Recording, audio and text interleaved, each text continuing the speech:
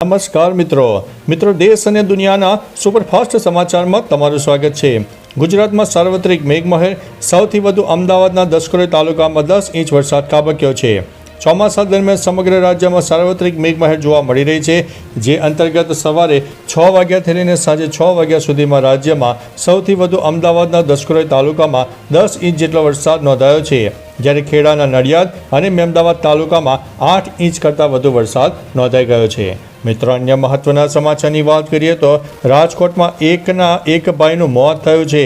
રક્ષાબંધનના 14 દિવસ પૂર્વે 3 બહેનના એક ભાઈનું મૃત્યુ થયું હતું।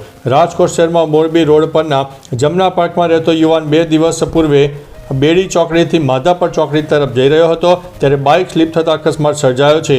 અકસ્માતમાં ઘવાયેલા યુવકનું મોત નિપજતા પરિવાર શોકમાં ગરકાવ થઈ ગયો છે। યુવકના મોતથી 3 બહેને, એક ભાઈ અને 2 બાળકે પિતાની છત્રછાયા ગુમાવતા ગમગીની છવાઈ ગઈ છે। મિત્રો, અન્ય મહત્વના સમાચારની વાત કરીએ તો પાલનપુર અમદાવાદ હાઈવે છેલ્લા 10 કલાકથી બંધ। બનાસકાંઠાથી પાલનપુર અમદાવાદ હાઈવે છેલ્લા 10 કલાકથી બંધ છે। પાલનપુર આબુ રોડથી અમદાવાદ જતા વાહનોને ડાયવર્ઝન અપાયું છે। છાપીથી 15 કિલોમીટર દૂર આ 4 રસ્તા પાસે ડાયવર્ઝન અપાયું છે। વડગામ, ખેરાલુ અને મહેસાણા થઈને અમદાવાદ જઈ શકાશે। ડાયવર્ઝન અપાતા વાહન ચાલકોને 70થી 100 કિલોમીટરનો ફેરો કરવો પડશે। મોડી રાતથી છાપી નજીક એસટી સહિત અનેક વાહનો ફસાયા હતા। મિત્રો, અન્ય મહત્વના સમાચારની વાત કરીએ તો ભારે વરસાદને કારણે શાળાઓમાં રજા જાહેર। ખેડા જિલ્લામાં ભારે વરસાદને કારણે શાળાઓમાં કાલે સોમવારે રજા જાહેર કરવામાં આવી હતી, જેમાં બાલવાટિકા અને આંગણવાડીમાં રજા જાહેર કરાઈ હતી। બાળકોનું શૈક્ષણિક કાર્ય બંધ રાખવાની જાહેરાત કરાઈ હતી। ખેડાના નડિયાદ અને મહેમદાવાદ સહિતના પંથકમાં ભારે વરસાદ ખાબકી ગયો અને આગામી સમયમાં પણ હજુ પણ ભારે વરસાદની હવામાન વિભાગે આગાહી વ્યક્ત કરી છે। મિત્રો, અન્ય મહત્વના સમાચારની વાત કરીએ તો કેબિનેટ મંત્રી કુંવરજી બાવળિયાનું નિવેદન। ભાજપના પ્રદેશ પ્રમુખને લઈને ગઢડામાં કેબિનેટ મંત્રી કુંવરજીભાઈ બાવળિયાએ કહ્યું છે કે તે વિષય રાજકીય છે અને નિર્ણય ત્યાંથી લેવાશે। સાથે જ કહ્યું છે કે સમાજ માટે જે કરવાનું થતું હશે ત્યાં સરકારમાં અમે બેઠા છીએ। શું ઓબીસીમાંથી કોઈ આગામી સમયમાં પદ ગ્રહણ કરી શકે કે કેમ, તેવા સવાલો બોલતા તેમણે કોઈ પણ સમાજના તેના હક અને અધિકારો માટે માગણી કરી શકતા હોય છે। મિત્રો, અન્ય મહત્વના સમાચારની વાત કરીએ તો પરેશ રાવલનું હેરાફેરી 3 છોડવો એ એક પબ્લિસિટી સ્ટન્ટ હતો। પરેશ રાવલ થોડા સમય પહેલાં હેરાફેરી 3 છોડવા બદલ ચર્ચામાં આવ્યા। અક્ષયે પરેશને અચાનક ફિલ્મ છોડવા બદલ કાનૂની નોટિસ પણ મોકલી, પરંતુ પછી બધું બરાબર થઈ ગયું। પછી અહેવાલો આવ્યા છે કે કાનૂની નોટિસ અને ફિલ્મ છોડાવવા સમાચાર પબ્લિસિટી સ્ટન્ટ હતા। અક્ષયે આ અંગે સ્પષ્ટતા કરી છે અને તેમની વચ્ચેની લડાઈ તો અસલી હતી, પણ પબ્લિસિટી સ્ટન્ટમાં પર્સનલ ઝઘડાનો સમાવેશ ન કરી શકાય। મિત્રો, અન્ય મહત્વના સમાચારની વાત કરીએ તો ઊભી કાર જમીનમાં સમાઈ ગઈ। સિંગાપુરમાં એક કાર ખાડીમાં ફસાઈ ગઈ, જ્યારે રસ્તો અચાનક ખાડામાં પડી ગયો, ત્યારે અકસ્માત તાનાજોંગ કાંડરા રોડ ઉપર થયો હતો। અકસ્માત સહિત કારમાં એક મહિલા પણ સવાર હતી। સ્થળ ઉપર હાજર મ્યુનિસિપલ કર્મચારીઓ તાત્કાલિક મહિલાને બહાર કાઢી અને હોસ્પિટલમાં દાખલ કરી। સદનસીબે મહિલાને કોઈ ગંભીર ઈજા થઈ નથી, પરંતુ અકસ્માતનો વિડીયો સોશિયલ મીડિયામાં વાયરલ થયો છે। મિત્રો, અન્ય મહત્વના સમાચારની વાત કરીએ તો આ નંબરો પરથી આવતા કોલ્સને અવગણો। જો તમને +697 અથવા તો +698 વાળા આંતરરાષ્ટ્રીય નંબર પરથી કોલ મળે છે તો તમારે આવા કોલ્સને અવગણવા જોઈએ। આવા કોલ્સ ઓનલાઈન કૌભાંડ અને માર્કેટિંગ માટે કરવામાં આવે છે। તમે આ નંબરોને બ્લોક કરી શકો છો। જો તમે ભૂલથી ફોન ઉપાડ્યો હોય તો પણ તમારી કોઈ પણ વ્યક્તિગત માહિતી શેર કરવાનું ટાળો। મિત્રો, અન્ય મહત્વના સમાચારની વાત કરીએ તો ખેડૂતોનું આવક પ્રમાણપત્ર વાયરલ। મધ્યપ્રદેશના સતના જિલ્લાના એક ખેડૂતનું આવકનું પ્રમાણપત્ર સોશિયલ મીડિયા પર વાયરલ થયું છે। આ પ્રમાણપત્રમાં ખેડૂતની વાર્ષિક આવક માત્ર 3 રૂપિયા બતાવવામાં આવી છે। વિરોધ પક્ષ કોંગ્રેસે ઇન્સ્ટાગ્રામ ઉપર ફોટો શેર કરીને રાજ્ય સરકાર પર કટાક્ષ કર્યો છે।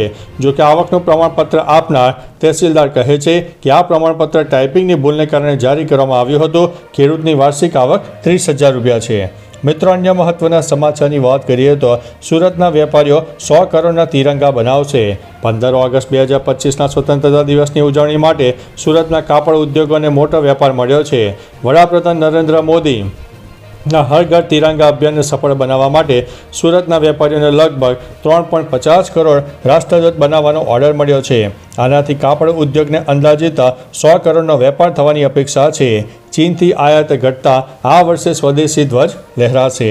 મિત્રો, અન્ય મહત્વના સમાચારની વાત કરીએ તો ધરોઈ ડેમ એલર્ટ ઉપર, ગમે ત્યારે દરવાજા ખોલવા પડી શકે છે. સાબરમતી જળાશય યોજના હેઠળનો ધરોઈ ડેમમાં એલર્ટ સ્ટેજ ઉપર પહોંચી ગયો છે. હાલ ડેમમાં પાણીનો જથ્થો 80% જેટલો ભરાઈ ગયો છે. ઉપરવાસમાં 46,110 ક્યુસેક સતત પાણીની આવક ચાલુ ગઈ હોવાથી ગમે ત્યારે ડેમના દરવાજા ખોલવાની ફરજ પડી શકે છે. આથી હેઠવાસમાં નદી કાંઠાના અને નીચાણવાળા વિસ્તારોને સાવચેત કરવામાં આવ્યા છે અને ડિઝાસ્ટર મેનેજમેન્ટ પ્લાન મુજબની કાર્યવાહી કરવા સૂચના આપવામાં આવી છે. મિત્રો, અન્ય મહત્વના સમાચારની વાત કરીએ તો પતિએ મિત્ર સાથે મળીને પત્ની પર દુષ્કર્મ આચર્યું. સુરતના કાપોદ્રામાં 26 ગંભીર ગુનાઓમાં સંડોવાયેલો અને જેલમાંથી છૂટેલો એક પતિએ શંકાના આધારે પોતાની પત્ની પર મિત્ર સાથે મળીને દુષ્કર્મ ગુજાર્યું અને ત્યારબાદ તેને માર માર્યો હતો. મહિલાને મૃતપાય અવસ્થામાં છોડી પણ દીધીને ફરાર થઈ ગયો હતો. કાપોદ્રા પોલીસે મુખ્ય આરોપી પતિ સહિત તેના 3 મિત્રોની પણ ધરપકડ કરી લીધી છે. મિત્રો, અન્ય મહત્વના સમાચારની વાત કરીએ તો ધોધમાર વરસાદની આગાહી, વીજળી પડવાની શક્યતા. હવામાન વિભાગે હજુ પણ રાજ્યમાં વરસાદની શક્યતા વર્ણવી છે. મહીસાગર, દાહોદ, અરવલ્લી, સાબરકાંઠા, બનાસકાંઠા, મહેસાણા, પંચમહાલ, અમદાવાદ, ગાંધીનગર, ખેડા જિલ્લામાં ભારે વરસાદ અને વીજળી પડવાની સંભાવના છે. અન્ય જિલ્લાઓ જેવા કે કચ્છ, પાટણ, સુરેન્દ્રનગર, આણંદ, વડોદરા, સુરત, નવસારી, વલસાડમાં મધ્યમ વરસાદની, જ્યારે સૌરાષ્ટ્રમાં હળવા વરસાદની આગાહી વ્યક્ત કરવામાં આવી છે. મિત્રો, અન્ય મહત્વના સમાચારની વાત કરીએ તો શ્રાવણના પ્રથમ સોમવારે શિવ મંદિરોમાં ભક્તોનું ઘોડાપૂર. શ્રાવણ માસના પ્રથમ સોમવારે ગુજરાતના શિવ મંદિરોમાં ભક્તોનું ઘોડાપૂર ઉમટી પડ્યું.